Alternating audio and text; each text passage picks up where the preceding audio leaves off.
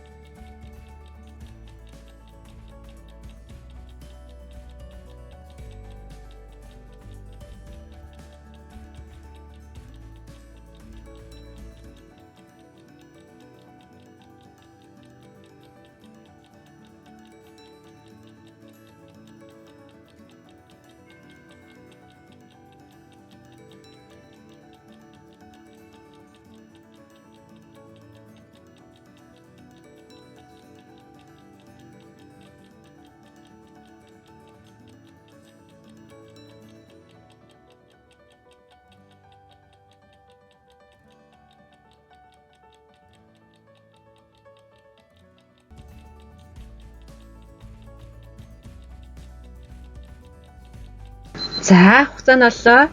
За миний хүүхдүүдийн сурал зургийг бүр сайтар ажигласан байх гэж багш нь итгэж байна. За одоо хэдүүл энэ дээрээ ярилцъя. За төлөвлөлтөд үлгэрт юуны тухай гарч байна вэ? Юуны тухай гарсан бэ? За мэдээж хэрэмний тухай гарсан тийм ээ.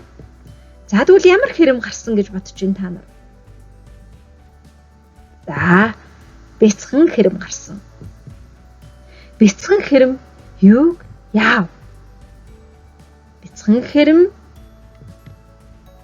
ус өргөө. За тэгвэл хэдүүл энэ үлгэрийн үйл явдлыг хэдүүлээ сайтар ажигласан учраас хэдүүлээ их зохио.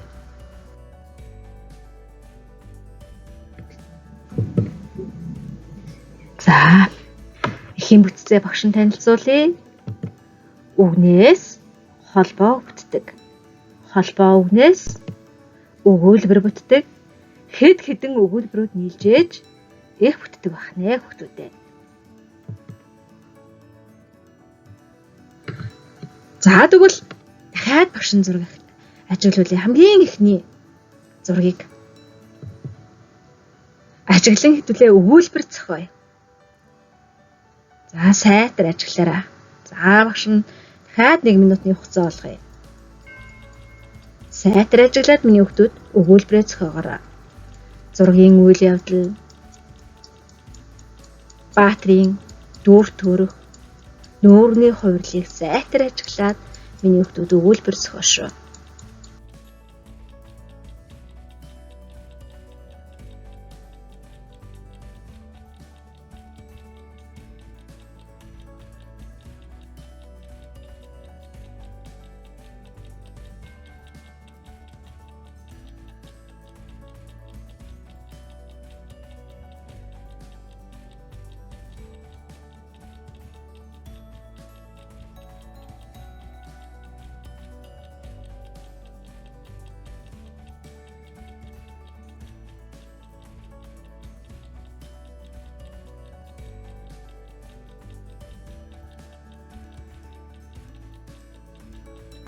За таад маань зохиосон байх тийм ээ.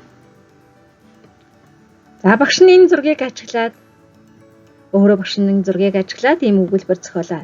Таад өөрсдийнхөө зохиосон өгүүлбэртэй багшийн зохиосон өгүүлбэр таарч гин үү гэдгийг бас хараарай. За хэрэм ойд явж байна. За хэрэм хоолоо цуглуулж байна. Хэрэм ойгоор алхав гэсэн ийм 3 өгүүлбэр зохиолоо. Миний хүүхдүүд бас иймэрхүү утгатай өгүүлбэр зохиосон байхаа гэж багш нь итгэж байна. За одоо тэгвэл дараагийн зургийг ажиглаарай хүүхдүүдээ. Дараагийн 2 дахь зураг тийм ээ. Зургийг сайтар ажиглаад мөн өгүүлбэр зохиоё. За багш нь дахиад 1 минутын хугацаа олох юм хүүхдүүдтэй.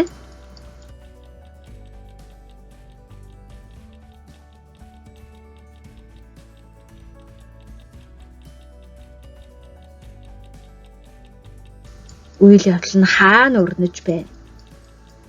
Баатруудын дүр төрх, нүүрний хувирал юу хийж байна гэдгийг нэгдүү сайтар ажиглаад өгүүлбэр зохиошоо.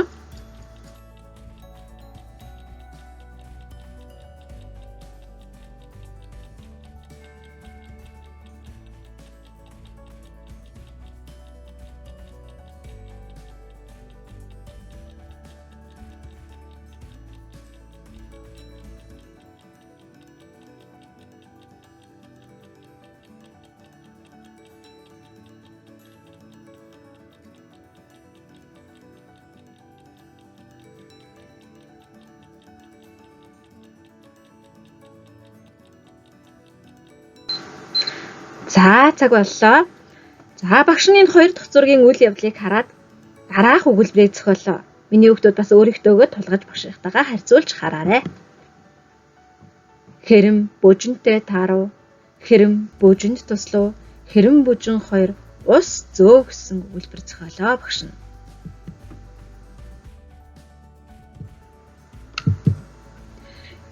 Дараагийн зургийнхаа үйл явдлыг ажиглаад өгүүлбэр зохиоцгоё.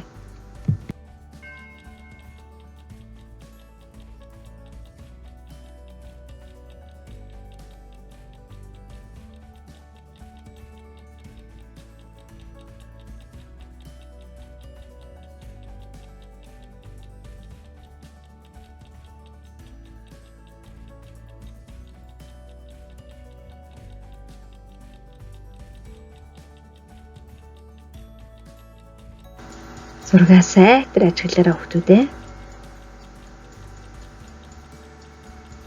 Ямар үйл явдал болж байна? Баатруудын үйл хөдлөл, дүр төрх, нүүрний хувирлыг сайтар ажиглана шүү хүүхдүүдээ.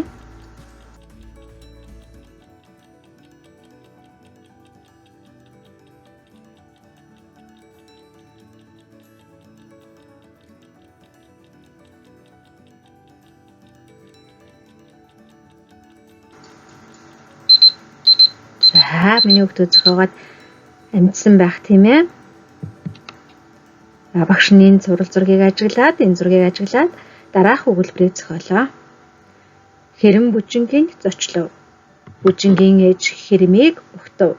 Бүжин хэрэм 2 баяртай байна гэсэн өгүүлбэрийг зохиолоо.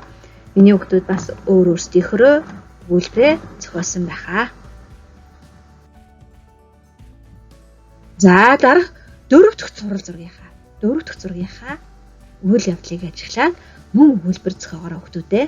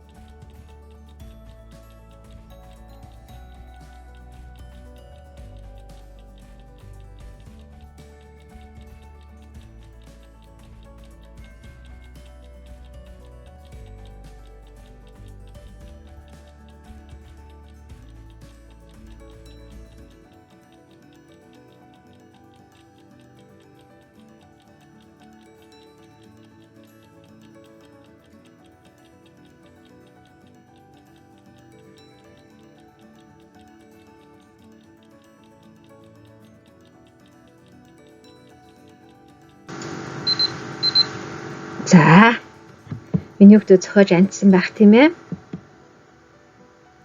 За тэгвэл багш нь 4 дахь зураг зургийн үйл явдлыг ажиглаад ийм өгүүлбэр зохиолоо. Хэрэм бүжин 2 аялав. Бүжингийн ээж гаргаж өгөв. Хэрэм бүжин 2 хүнс цуглуулахаар яв гэсэн утгатай өгүүлбэр багш нь зохиолоо. Миний хүүхдүүд бас өөрөөсдийн хөөрөө тамгалаар өгүүлбэрээ зохиосон байх гэж багш нь бодож байна. За тэгвэл хэдүүлээ дараах загварын дагуу тэгвэл зургийнхаа үйл явдлыг ажигласан учраас дараах загварын дагуу өгүүлбэр зохиоцгоё. За хэрэм Хэрэм гэдэг их зохио тийм ээ, өгүүлбэр зохио. За эхний загвар маань 2 үгнээс бүтэж байна. За ямар өгүүлбэр байж болох вэ? За миний хүүхдүүд бол бодоод олцсон байгаах тийм ээ. За багш нь хэрэм аялав гэсэн өгүүлбэр зохиолоо. Дараашийн загвар маань 3 үгнээс бүтэж байна. Хэрэм ойгоор аялав гэсэн өгүүлбэр багш нь зохиолоо. Та бас өгүүлбэр зохиосон байх тийм ээ. За дараашийн загвар маань 4 үгнээс бүтэж байна. Хэрмэд бүжинтэй таарав. За хамгийн сүүлийн загвар маань 5 үгнээс бүтэж байна. Өгүүлбэр эхлэхдээ томоор эхэлдэг, өгүүлбэрийн төгсгөлд цэг тавьдаг гэдгээ миний хүүхдүүд хамгийн сайн мэдэж байгаа хаа. За ямар өгүүлбэр зохиож болох вэ? Та хэд минь бүр бүгд бодоод олцсон байгаах тийм ээ. Хэрэм бүжимтэй хамт аялалд яв гэсэн өгүүлбэрийг багшны загварын дагуу зохиолоо. Миний хүүхдүүд бас өөрсдийнхөө өгүүлбэрээ зохиосон байх. За цуврал зургаа сайтар ажигласан учраас хамтдаа их зохиоцгоё. За хэрэмний аялал гэдэг нэртэй их зохиоё.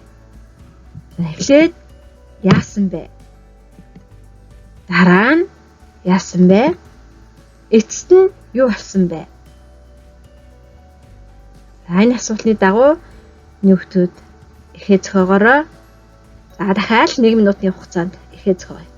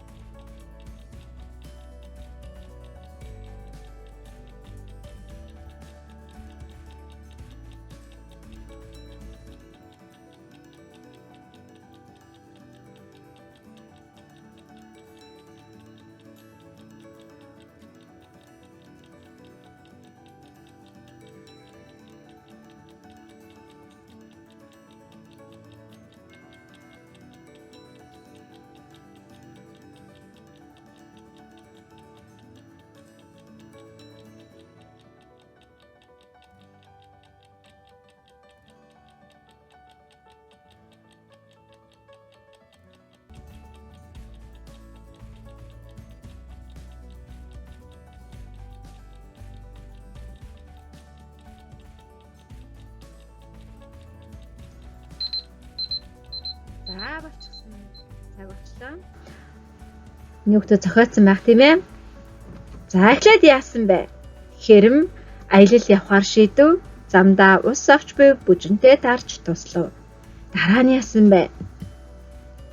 Бүжингийн ээж найрсгаар тэднийг угтан авав. Эцэст нь яасан бэ? Хэрэм бүжин хоёр хамт аялалд явахаар болов. Бүжингийн ээж тэднийг гаргаж өгөв. За энэ цуврал зургийн манд дараалал ийм үйл явдлын өрнсөн байх нь тий. За тэгвэл миний хүүхдүүд бас өөрсдийнхөө ажиглаж таамагласнаар ихээ зохиосон байх гэж бодож байна. За гэрийн даалгаварт сурах хүчгийнхээ 83 дугаар хуудасны цуврал зургаар их зохиож ирээрэй. За даалгавраа тэмдэглээд аваарай хүүхдүүдээ. Өнөөдрийн хичээлд идэвхтэй оролцсон шавнартаа баярлалаа.